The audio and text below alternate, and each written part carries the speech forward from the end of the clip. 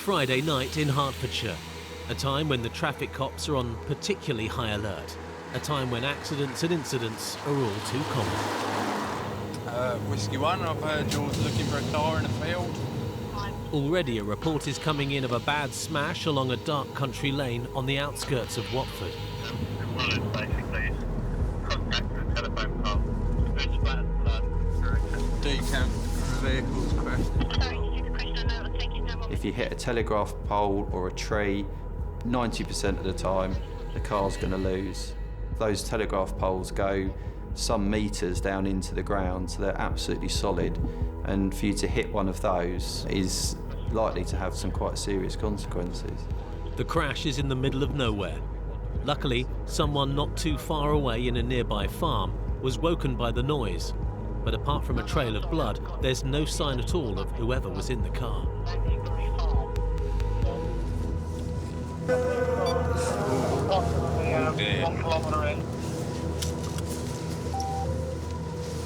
We need to find that driver. As I approached, I could see that there was quite significant damage to the vehicle and that we needed to try and trace the occupants of that vehicle as soon as possible.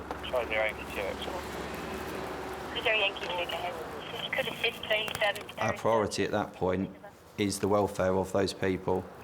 Ben suspects they can't have gone far. Anybody surviving the crash must be in a bad way. And blood inside the car means there's no time to waste.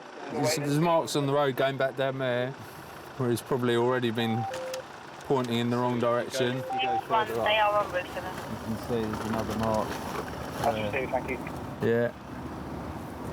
Obviously spun out and woken the gentleman in the nearby house by crashing into his telegraph pole.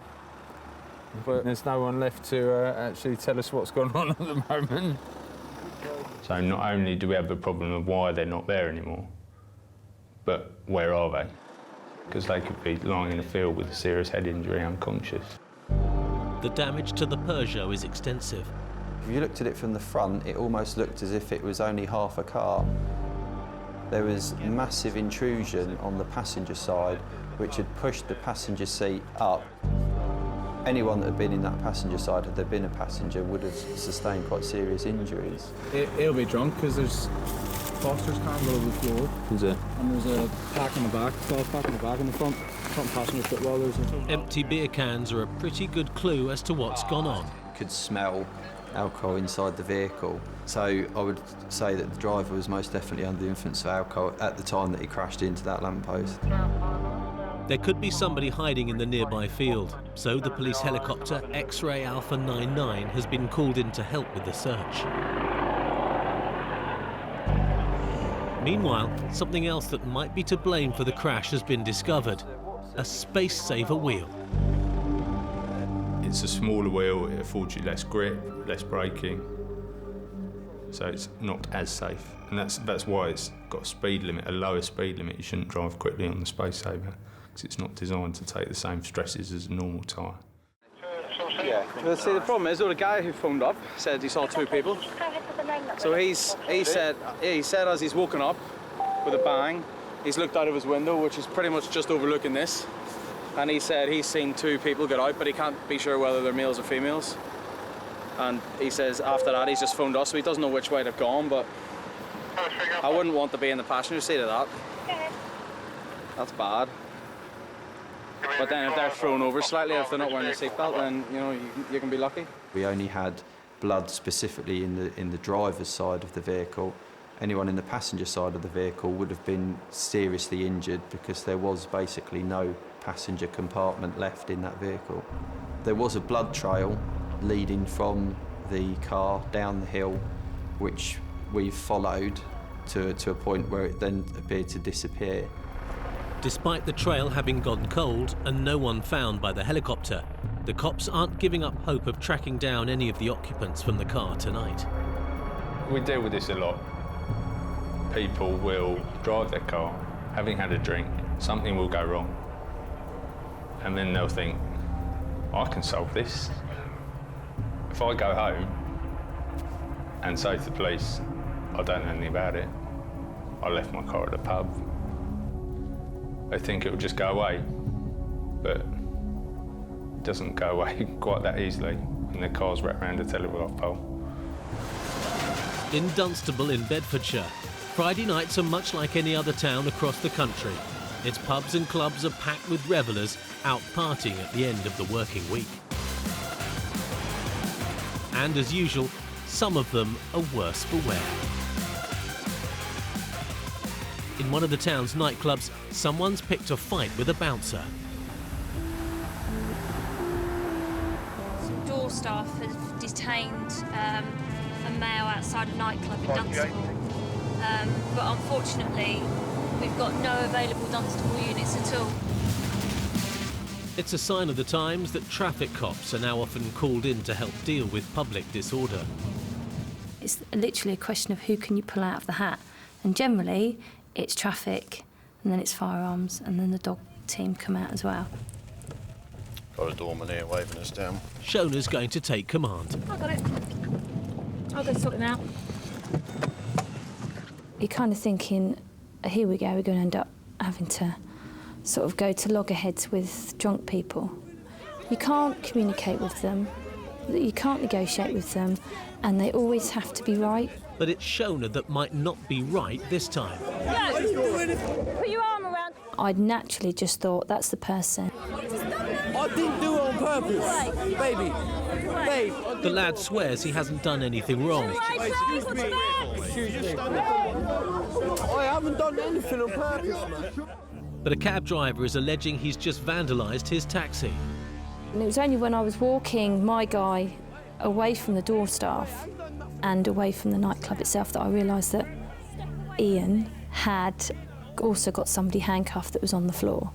And I'd started to think, well, what else have we got here? Put your arm behind your back, chap. Ian's got the man that smacked the bouncer. Speaking to the door staff, they've confirmed, yes, this was the male that's assaulted one of them.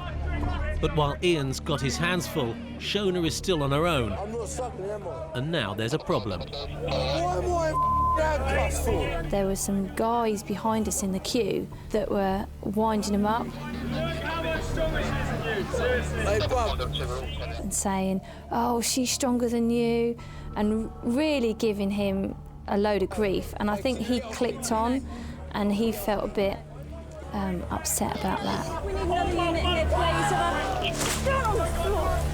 What are you doing? Get down on the floor. And he's not going to be put down by a woman. Just get him on the floor for me, please. I ain't done nothing wrong, mate. Down on the floor now. Hey, what are you doing, man? The doorman come over, picked matey up for me and helped put him to the floor. Right, walk this way. Keep your head down. It's difficult because your natural instinct is to run over there and try and help. But I was conscious of the fact that I've got quite a well-built lad on the floor in handcuffs. I believe if I'd got up and gone over to help Shona, he'd have been on his feet, on his toes, straight down the road. Backup has arrived at last. Those people egging him on and making him feel really small didn't help my cause in any way, shape or form.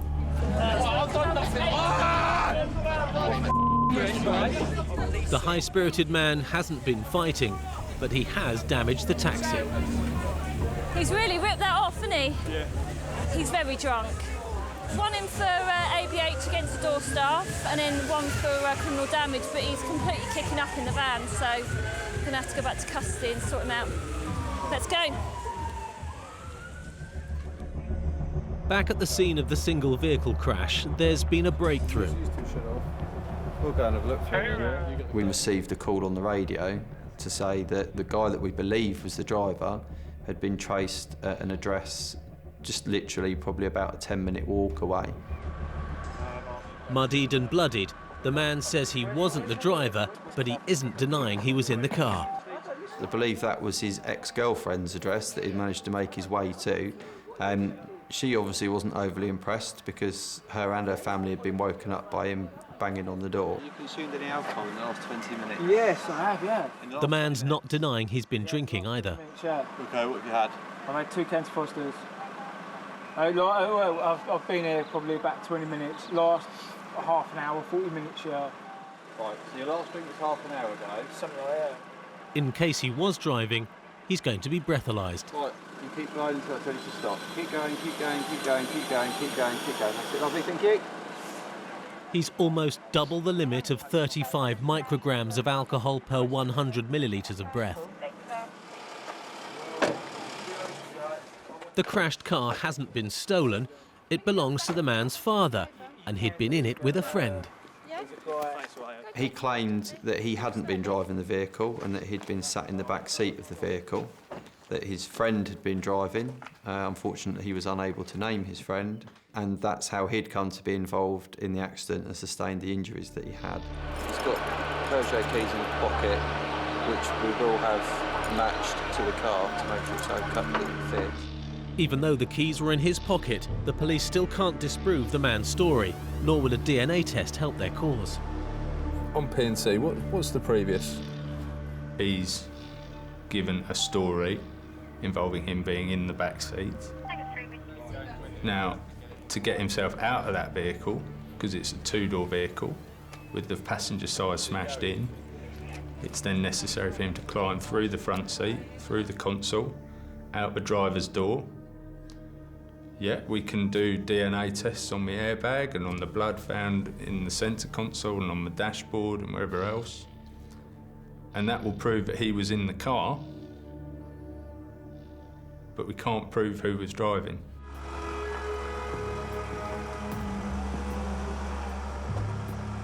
Whoever was driving has escaped justice this time. But that's not the case for the two men arrested outside the nightclub in Dunstable. They're being hauled into custody to give their stories. I'm not fighting, who we say fighting. I'm not fighting anywhere, please be careful. He was very up and down, very hyperactive. I think he was more misunderstood. What are they fight for? Because you were fighting. He hadn't done anything wrong, he was saying. We were left alone initially in the interview room, and he started to get a little bit more resistant towards me, so I had to get another unit to come in. But he was searched and a small amount of cannabis was found on him. It's for medicinal purposes, he says. Prescribed for it, I can't get to sleep without... Super! You get these at chemist, do you? No, I'm obviously going to the wrong chemist. Right. Don't take the piss. OK, we're going to take these cuffs off slowly. Outside, Ian's taking no chances with his prisoner. That's called the step that I warned you about. Yeah, but... All right, going around that way.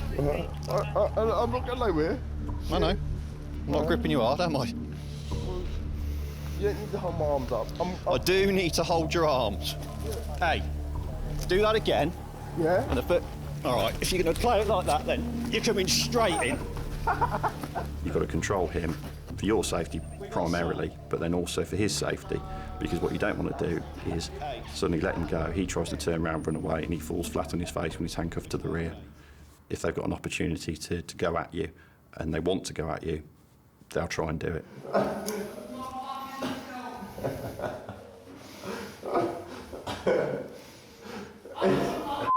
the whole thing a little bit hilarious. No, that's right. Cool. Happy. Right, back up in the bending down Swing position. his legs around that way. All right, Derek. Yeah? Purely because of what you just did out there in terms of your little reaction, I don't want any more of that, all right? So, that's a similar thing to what I was just talking about. What difference does it make? I didn't hear the reaction. As soon as you arrest somebody, you're responsible for them. And even though they might be giving you all the abuse under the sun, you still have to look after them. No. Stay like that, don't move. Oh, shut up. Nice. Thank you very much. 14% of road deaths involve drivers over the drink-drive limit. Frighteningly, more than a third of all drivers admit to driving the morning after a heavy night before. Hello?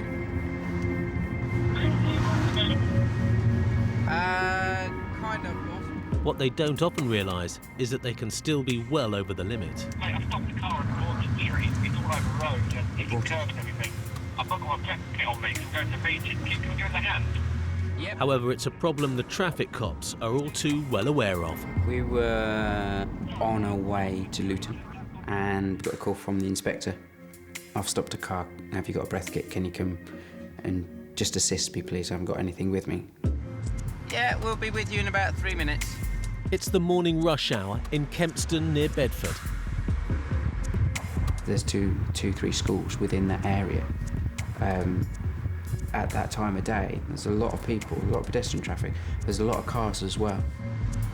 There he is. The suspected early morning drink driver pulled over by Chris and Keith's boss is a female. It's a lady. I can't seem to put a finger on it, but the women are quite bad for drink driving. In my dad's day, used to be working men knock off early on a Friday, and still builders still do it now, don't they? They call it Poets' Day. They go to the pub, but more and more women are doing it. Because you pulled out in front of me, caused me to stop. Because you're driving so hesitant, and then when I pulled you over, you hit the curb. And we're required to do a breath test because your eyes are glazed. I've got a feeling you're impaired, so I'm going to do a breath test on you. When I just got near the window of the car, I could smell what I would class as stale alcohol. Being stopped by the police has taken the woman's breath away. That's not blowing, is it? All that will do is get yourself arrested. Give yourself a chance, all right? Hold on, look, watch me. It's to their advantage to blow, although she probably didn't think so. Deep breath and blow. Keep blowing, keep blowing, keep blowing. OK, that's all right, it's taking it. It's just analysing it. The reading has taken Keith's breath away. She scored 149, which was a very high score. It says fail, OK? So we'll tell you now that you're under arrest on suspicion of driving with excess alcohol in your body. Tell you don't have to say anything, but it may harm your defence if you don't mention when questioned something which you later rely on in court. And anything you do say may be given in evidence, OK? So what will happen now is we'll go back to the police station at Greyfriars. You'll get the chance then to blow on another machine, and it will be the analysing of that sample that will decide whether you're over or under the legal limit. It's not only the woman that's worse for wear, so are her tyres. This one's really, really low, so it's below the minimum depth. Minimum depth is 1.6 millimetres. And look, the tyre is actually starting to split, where she's used it so much and she's not replaced it. I was just shocked. I've not seen tyres like that for a long time. And she's drunk. I'm lost for words. I can't believe how stupid and irresponsible she is. You know, drink driving has gone down, I believe, but there's still people who ignore the law. And the fact is, you know, 2,500 people die on our roads every year, and it's too many, and drink drivers are a massive factor in that. That was in the footwell, so that might explain a lot of it. She's probably called at the shop where she'd pulled out in front of the inspector, having just purchased a half bottle of scotch that she had with her, and then perhaps had a top-up for her breakfast. Having blown 149, it's going to be a while before the woman is sober enough to be charged. She might be needing her toothbrush at the nick. She's going to be in all day, most of the night. Your emotions cloud your judgment, so you try to remain calm all the time. But I was inside, I was really angry with her for having the audacity to be that drunk. OK, do you want to put your seatbelt on for me? When it comes to getting on a wheel, having consumed alcohol, my sympathy soon wears out, because actually my wife got hit by a drink driver and he slammed straight into her at speed. He wrote both cars off and her shoulders never recovered properly. As I came down, there were two mums with red buggies with toddlers in. Now, I've got a police car, which is Battenberged up with blue lights, bright white, yellow and blue. She didn't even see my car, pulled out, caused me to stop. Now, if that car had gone further forward and hit those kiddies and those prams, then we're not looking at drink drive, we're looking at fatality. So, actually, I'm really happy. It's a good result. One unsafe driver off the road. Hello, sir. All right, boss. She was arrested and taken in our patrol car down to the police station because the inspector had a meeting to go to. So we actually dealt with her and processed her. And then Chris put her onto the breath machine. Go. Keep going, keep going. Watch the little bar. Try and see if you can trip it over. Yep, you're done. Right, do you need to sit down now? No, I'm all right. Well, you can do, because that's it, it's all over. All right, well done. So it will go through a check sequence, and then it will all flash, and then it will show you 2 readings. All right. Basically, the legal limit is 35, but they don't take any action till it gets to 40. Okay, so you're hoping that one of those readings will show 39. Okay. Do you think it will show that low? Hopefully, yeah. Yeah. Yeah. It's just there. If you want to just shut the door behind. Yeah.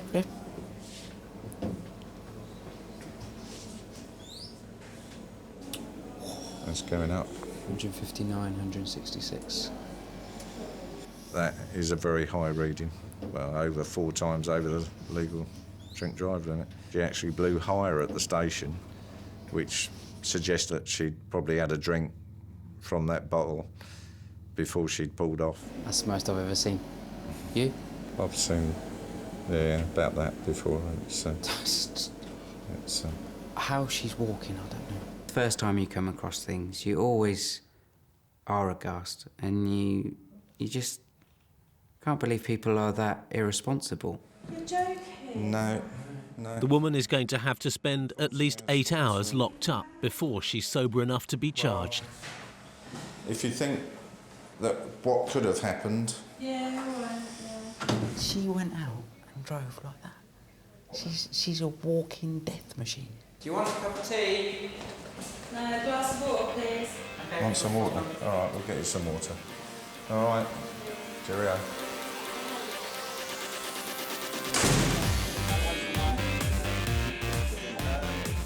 In Luton, the police have a little extra help to fight crime. A network of over 120 CCTV cameras that, rather than just gather evidence, are monitored around the clock with a direct link to the police, so offenders can be caught in the act. These people caught on camera with the green van haven't come to Sainsbury's to do their shopping. They're helping themselves to clothes left for charities.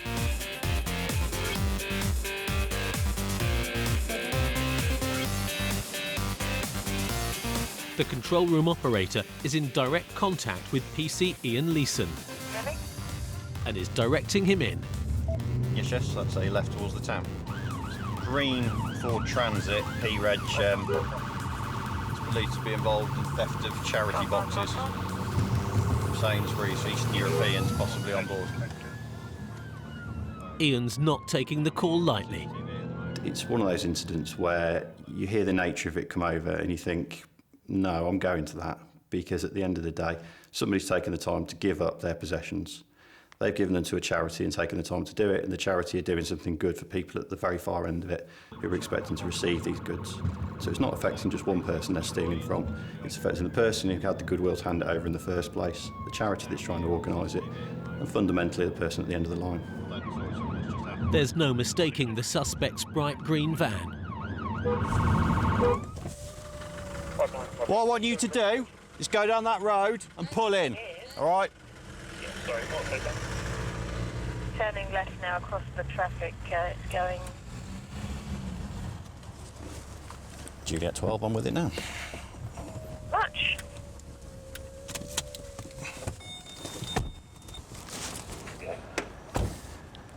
How are you doing? How many people are in your van? Sorry? How many people? People. You, phone down, please. Yeah, end of call. I'm not entirely No, stop. sure that Oi. there's anybody in the dressing Stop back in your van. Could you get Wait there for me. Just give me your keys. Yes, boss. Well, two, dude. I'll explain why in a second. There's something to do with an allegation that you might have taken something that doesn't belong to you. I'm going to show you back to your Yes, charity bags. Stopped, okay. Okay? Charity bags. So if you just step out for me for a second. I'm going to pop these on you. Juliet 12, you're in order, aren't you? Yes, yes. Right. Sorry. Don't put your hands up there. Just pop them down by your side. I'm not going to shoot you. It was one of the more surreal moments when you ask a driver to get out of the vehicle and he turns around and puts his hands in the air. You just think, no, not in England. Just pop them down by your side. I'll be quite happy with that. No, round the front. Sorry. That's all right. Just come over here for a second. I'm only handcuffing you because I want to search your vehicle. Road, yes. What? Right, you just sit in there for a minute Yes. while I look in your vehicle. Yes. OK? The men are from Romania and don't appear to speak much English. The language barrier became apparent quite quickly, and it makes it very difficult then to obviously get the message across. The man in the green van's been caught red-handed. That'll be the charity bags. And you never know with jobs like this whether or not there's anything more to it. It was PC Knight passed the details over the air, and it came back that the gentleman he'd detained was actually wanted. Sorry, boss. Right.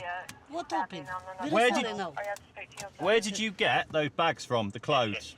Not the house. Come in. The house? Yes, collect. Are you being honest with me? No. Not lying? No lie. Come in. Not Promise? Promise. The Promise God. you're not lying? Come in. Not two It's people. okay. I'll speak to somebody that will tell me whether you're lying or you're being honest. So Yes. just bear Yes, with boss. me. No problem. No problem. Don't panic. Yes, boss. The man's got no idea he was seen by a CCTV operator. What information have we got regarding these charity bags? We were watching them on CCTV. Remove them. Copied, and where were they? Sainsbury's, Stockford Road.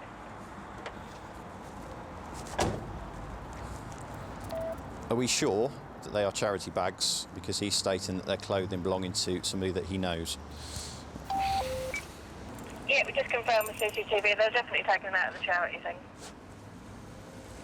Copied. So we have got footage of them removing it from the bin. Yes. Wonderful. That'll be 2 in there.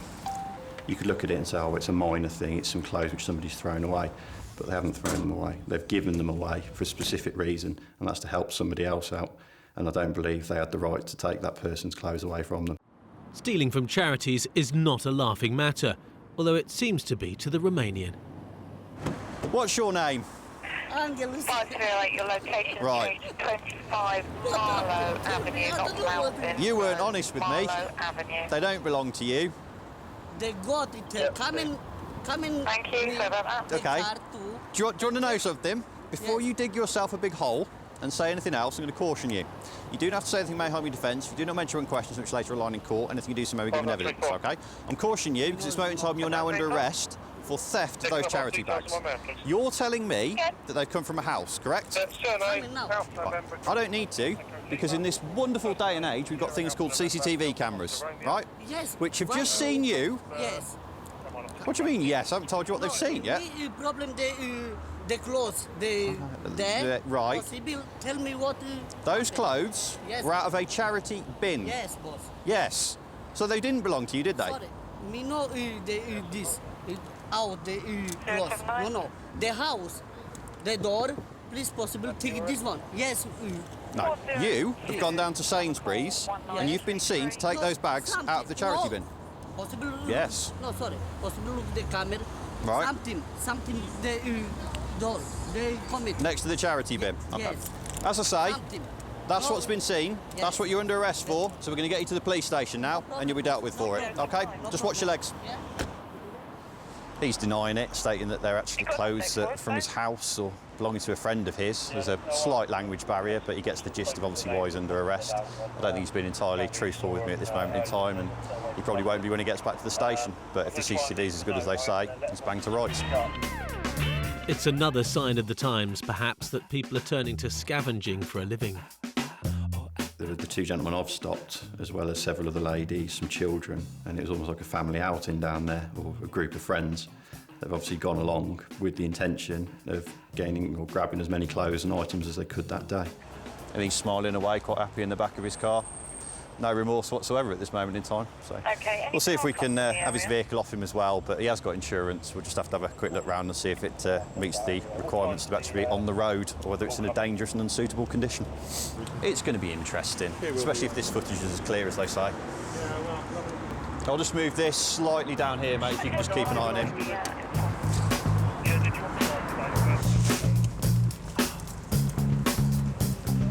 Just the high-performance vehicle I thought it was.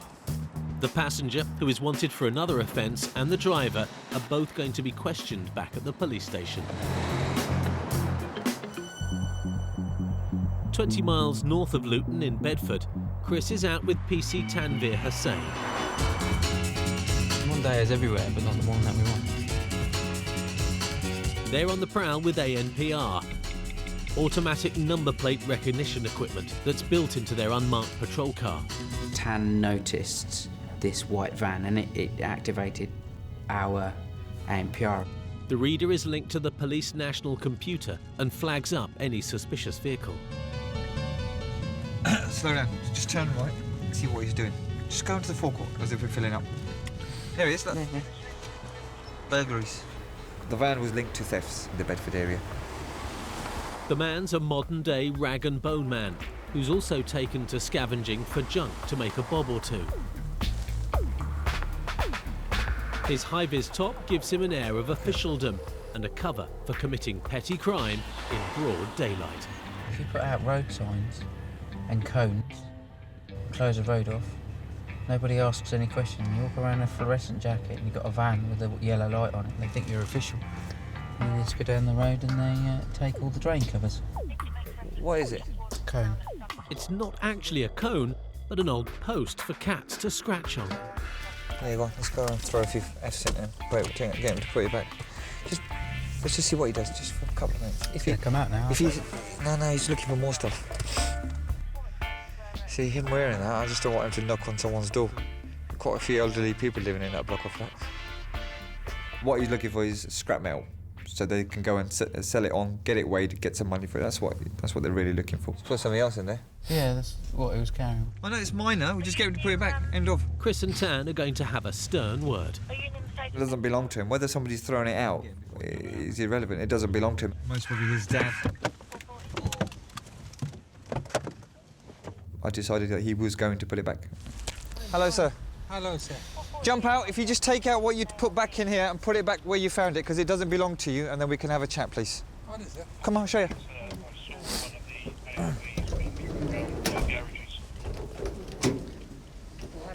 All right, for a start, put that back. That doesn't belong to you. Okay? Irrelevant. It doesn't belong to you. So if you can put it back, please. Yeah. Thank you very much, sir. Do I have to do that? Do I have to stop it? If you can put it back by that grit salt to start off with, then we can go from there. Please. When Tan told him to put what turned out we thought was a battered cone to be a cat scratching post back, he couldn't believe it. While the man returns the cat scratching post, Chris is scratching around with the ladies' bingo cards. Did you win anything? 3 in a row. Count, is it? Have you asked anybody that you could take it? Well, I shouted up to the old boy and he said it doesn't matter, you know? No, you didn't. We were watching you from across the road. You didn't shout out at no one, sir. If you're watching me, you'd have seen it. No, absolutely not, sir. I'm sorry. You mean you go to all that grief for a bit of plastic stuff like that? It's put back. I'm happy. End of. At no time did he speak to anybody, so the fact that he was lying straight away didn't go down too well. We'll leave him outside for the scrap man. It's a case of one man's trash is another's treasure. If you've got permission to have it, I haven't got a problem with it, sir. It might be stuff that people have thrown out, but having said that, you still need a licence to collect items from the road or from gardens, so I'm fairly confident he didn't have a licence. I can smell alcohol, sir, so because of that I require you to provide a sample of breath for roadside analysis. I must remind you that failure to do so or refusal to do so could lead to your arrest. Do you agree to do this, sir? Of course I do, man. Thank you very much. Have you done one of these before? I have, many years ago. Okay. Did you pass it? No problems? I wouldn't mind, we don't even drink.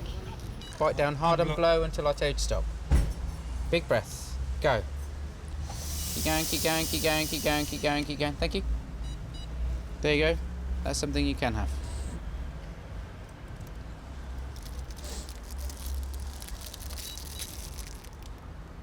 Zero. You can smell alcohol off of me. I can smell alcohol. I think you want to blow into one of them, mate. Excuse me, he's taking that. He's a diabetic. Right, okay. If I can smell alcohol, then I can request it. He got a heart attack, so I don't think you drink. Some people tell me that they don't drink and they have had a drink. So my job is to believe nobody and be suspicious. The couple are free to go. Having looked in the back of his van, he'd clearly been to a lot of places before we caught up with him. So anything with a bit of metal on it, they'll have it and they'll put it in the back of the van. Sorry, I just wanted him to put it back just out of principle. That's all it was. No, I understand. Back in Luton, the Romanian rag rustlers have arrived at the police station. He wasn't bothered. It was just a case that he didn't want to admit to me that he knew he'd done wrong and he knew he shouldn't have taken them. Possible look the camera. Oh, okay. Listen, I have to look at the camera. I don't just arrest people for driving clapped out green transit vans. I don't know. Possible look. This I'll one look. me stolen. Give me your hands. Yeah, Let's boss. start with this. Sorry. The cops have an answer to the language barrier. It's a dial-up service called the Language Line. Romanian. Translators, fluent in any chosen language, are available 24 hours a day. All custody suites, any officer that's out and about on patrol as well can use it. It's invaluable, especially in roads policing. Hello. Hello. Hello, interpreter. We've got the second person here now. Ask him how much he's had to drink tonight, please.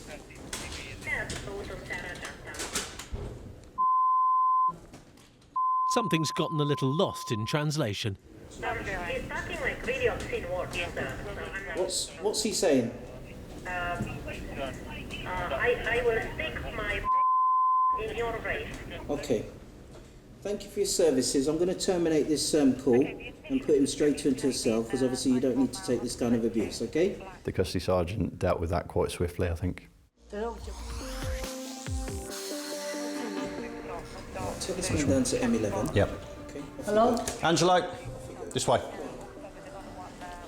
He was taken straight to his cell after that, because if he's not going to treat the operator with respect, then she's not paid to deal with that sort of thing.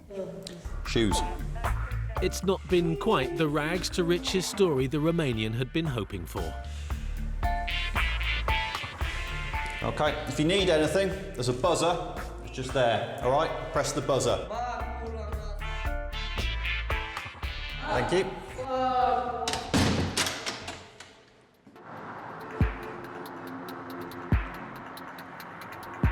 Most people who drive over the prescribed limit do so after dark.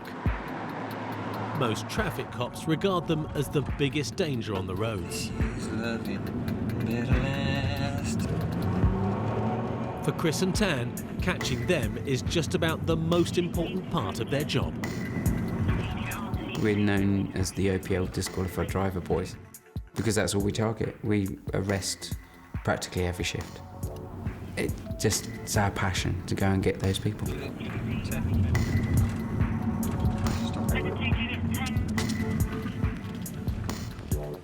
A report is coming in of an accident. Yes, boss, details? One vehicle on the A421 between the BP and the Marshallings roundabout. Yeah, okay. Thank you, all right. It involves a single vehicle on a fast dual carriageway. Whenever that happens, thoughts turn to wheels falling off, or more likely, drivers that have been drinking. This is between the BP and the Marshallings roundabout. Over, there's another lane. Whole lane. Thank you.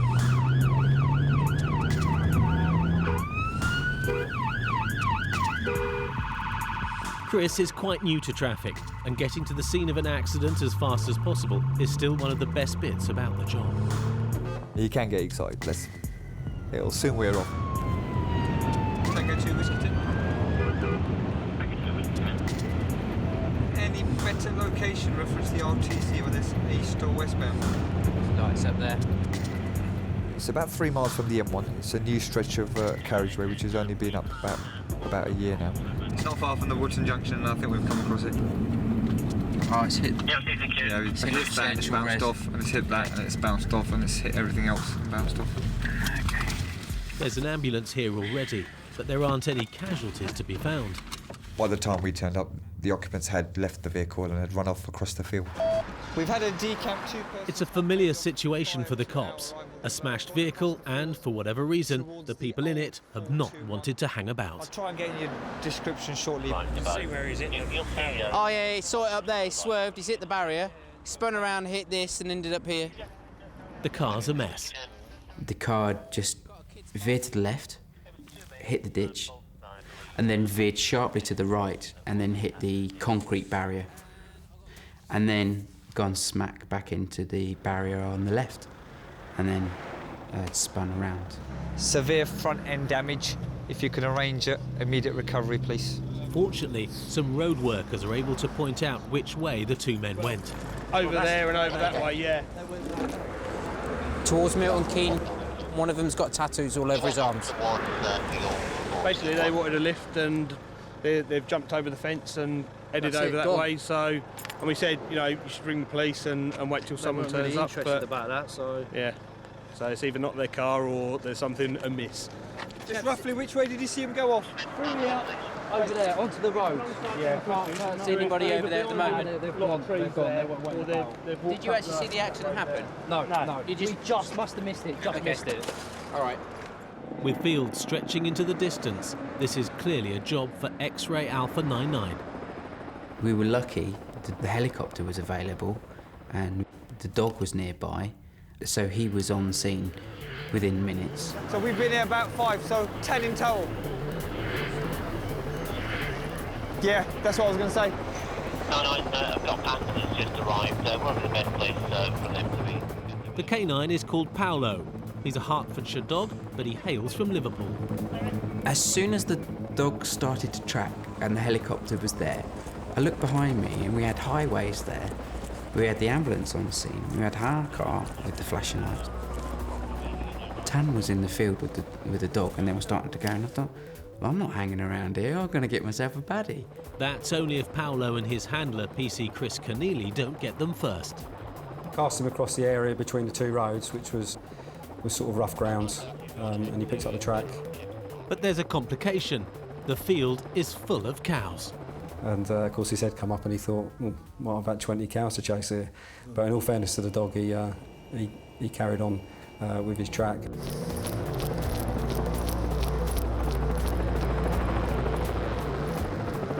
The next hedgerow ahead of you, you then want to turn left and follow that down to the corner of the field. There's a small bush there. We've got 2 heat sources lying under the bush. The offenders were hiding in a ditch in amongst undergrowth to make it a bit more difficult for the crew with a thermal imager camera equipment to find, but not impossible. We need to be this side. Once you get through the gap, I think there's another hedgerow on your right. You need to get through that hedgerow as well. It's electric fence, Chris. Hey? It's electric fence, that one. Yeah, got that. Pull that up, please. He's obviously tracked their general route because he's going towards them. The dog, despite being electrocuted, which made it very cross, was onto a track. A good direction of travel at the moment for you, Delta 6. You've still got about a good 7,500 metres to go. The thermal imaging camera has picked out 2 people and they're hiding up to their necks in a drainage ditch. But despite that, Paolo is onto their scent. He was born to be a police dog. He loves coming to work. Delta 6 is about 4 yards ahead of the dog. He loves tracking and searching and chasing people. Sorry, apologise. I got a bit close. It's that adrenaline rush. You want to be with the dog man should he find these individuals so you can detain them. But at the same time, you just got to hold back, let the dog do its job. The undergrowth at the end of the field is extremely dense. 6, see the litter line down just slightly to your right, about half metre. There was an electric intensity in the air, the sense of the hunt that was palpable. You knew we were going to catch them. I understood what a bloodhound felt when it was on a hunt. Stay there, get up, police officer! Paolo's got his teeth into something. I just heard this almighty scream and thought, OK, that is them. Stay there! Where's your mate? Where's your mate? Stay still! Stay still! Please let go now! Come out here, mate, come on! Unfortunately, I weigh a bit more than the dog, so when I went down the bank, I went head first, landed flat on my face, covered in water. Well, as I'm basically picked myself up out of the water, the dog's already gone through now to the reeds and has actually located one of these fellas. Unfortunately for the men, his bite is worse than his bark. Hand! Lean!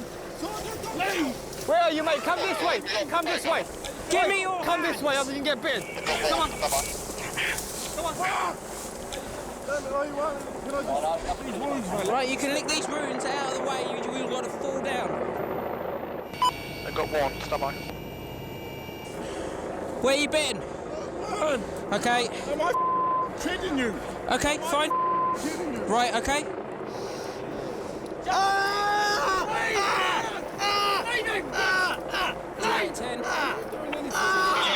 The second man's also proving to be quite tasty. We were having a little tussle trying to get him out, and the dog was trying to pull him back in. No, number two's got his hands up. Took a chunk out of one of his legs, and the other one caught him in the arm and the leg as well. I'll get you some paramedic help. Listen, you are. If you want some help from any medical assistants, they're coming this way. You sit here longer, you're going to get hypothermia. God, man. Wake up and listen to me. You're going to get hypothermia if you stay here. Stand up and let's get to the road now. And the thermal imaging camera on the helicopter will pick out an ant's body heat. So there was no way they were going to get away from it. And the dog did its job beautifully. Sorry, what's So, Dan. Dan? Ring. Okay. Oh, mate. You know, a lot of time people say if you can't do the time, don't do the crime. If you don't want to get bitten, then don't, you know, try and escape from a police dog. Right, there's nothing stopping you going in handcuffs at the moment. And you are under arrest on suspicion of twat. You're under arrest on suspicion of taking the vehicle without consent, OK? You do not have to say anything but the main harm defence. If you do not mention now, something which you later rely on in court. Anything you do say may be given evidence, OK? Right, Tanny, I'm with you. Trying to get to work, mate, you know what I mean? That's all. You're trying to get to work? Yeah. OK. We're not criminals, mate. Honestly. No. Running away from an accident and hiding in a ditch would seem to suggest otherwise to the cops. Who's got a torch? 40 miles away in Hertfordshire, there's been another car crash. Ben Harper is racing there with PC Jackie Miles. For an immediate response, Loom Lane, Bradley, got an RTC.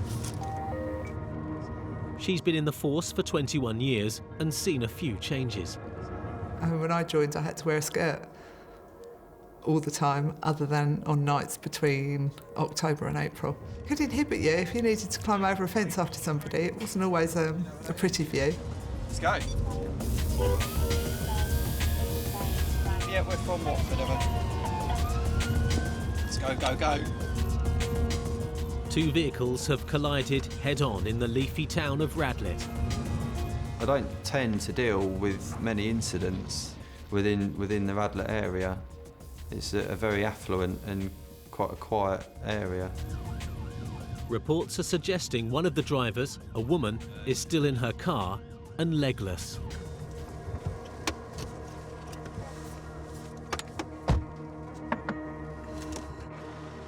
Hello. They were right. How are you?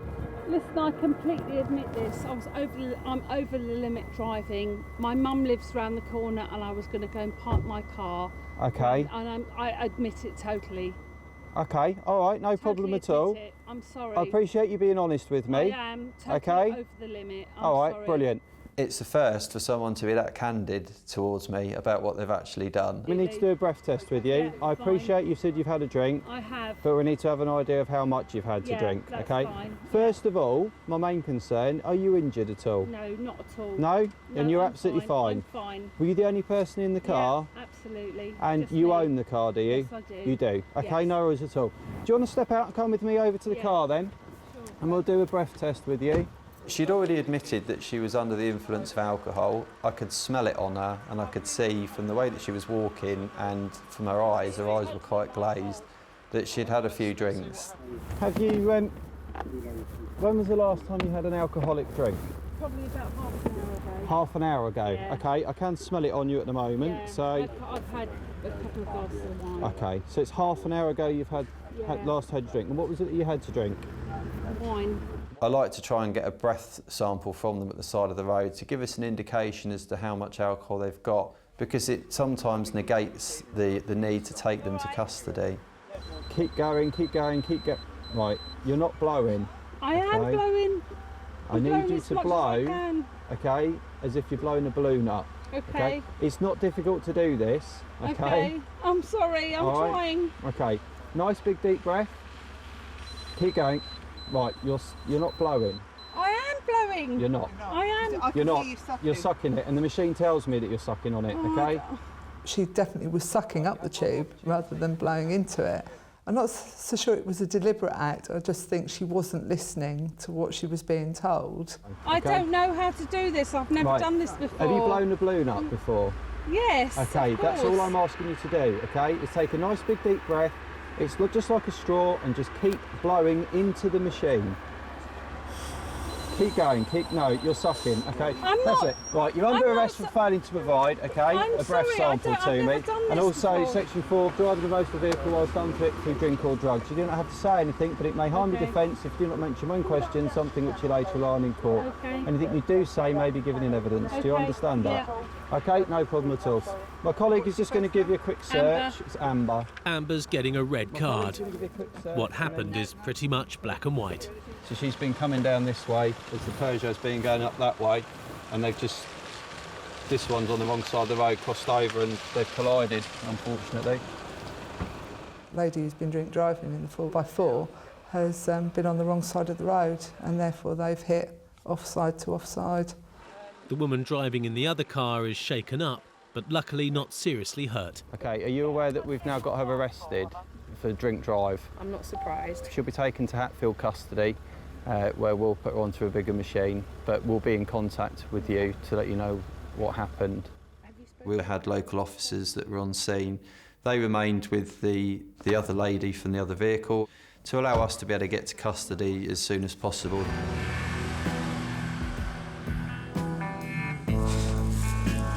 Back in Bedfordshire, Chris can barely contain his excitement. Got 'em, chaps. There's always a sense of jubilation when a good job comes together. Yeah, they're over there, about 3 fields over, laying in the river. yeah, it was shattered. Yeah, they were in the river and the helicopter got them. And then the dog came in, they didn't move, so the dog decided to let them know it was there. But we got them. Thanks for your help, chaps. They're over by the double roundabouts on the old road. Yep. Both of them got dog bites. Both to the legs. One guy's got a bicep injury. Dog's bit him a couple of times. He wouldn't let go. Shame. So, Do you need us to go and have a look at it? please, because we're gonna. If you take them to hospital, we'll follow you. Right.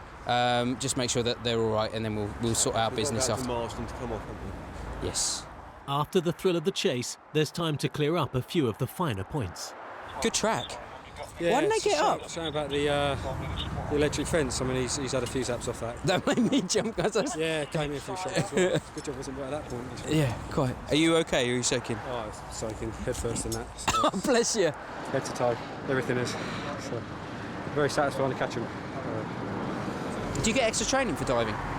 Yeah, I should get extra money for it. A chase is not normally that far. I've only ever had a chase of 1.5 miles run after somebody, but not that. 3 acres in a ditch across fields and electric fences and dodging cattle. One of the best jobs I've ever done. Okay, mate. The two men are off to hospital to have their various bite wounds looked at. Yeah, that's nice. Only for that, mate. Come on. Had they come quietly, Paolo would have restrained himself from having a little nibble. I've been bitten myself and it does hurt, so it's one good reason not really to have a challenge or run from a police dog.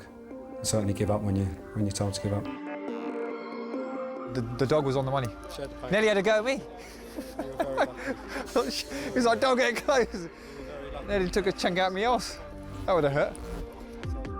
I had visions of him letting go of that dog and it just sort of coming after all of us. I would have been the first one out, that's for sure. I don't do dogs at all, mate. I'm absolutely scared of them. Once again, proving who exactly was at the wheel is a forlorn hope. They both had come from Cambridge Hospital, both plumbers doing some work there. The chap that I was with admitted to being the driver. However, we couldn't prove at the time who the driver was, so they were both arrested on suspicion of taking without consent. They were both breathalyzed, they were both over. One of them was a disqualified driver, and the other one had no licence and no insurance. So they were both dealt with and taken to the hospital. Amber, who did come clean about being drunk after she crashed her car, is going to have another go at providing a sample of breath. She was booked in, she was then taken to the intoximeter room. Up you come. Keep going, keep going, keep going. That's it, stop, that's it, Sorry. it's done, Oh, it's done. sorry. Take a seat for me. This time, she's managed it. Okay, you're given 2 readings. First specimen was 72, okay? The second reading was 69. Legal limit is obviously 35, so you double the drink drive limit. She'd certainly never been in trouble with the police before, and she seemed quite daunted by everything that was going on. It's just not like me to do this. It's just one of those silly things. I'm so responsible, and She did seem sorry for what she'd done, but only because it was going to affect her and her job. well, it's a bit bizarre to me because I made a silly mistake today. Never, ever, ever been in trouble with the police before, and this is a bit alien to me, the whole lot. I'm not an alcoholic. I don't drink in the pub every day. I don't, I do a job. I do a job of work, and I'm totally civil and, sensible. I don't think she's a bad person. I just think, she's a drink driver and she shouldn't have done it. Amber's silly mistake was an expensive one. She's had her driving licence taken away from her for 17 months and was given a £100 fine. The other woman drink driver, who was more than 4 times the legal limit, was banned from driving for 3 years and ordered to do 150 hours community work. The 2 men caught bagging charity bags from outside Sainsbury's were released without charge because it couldn't be determined that the clothes were actually owned by anybody.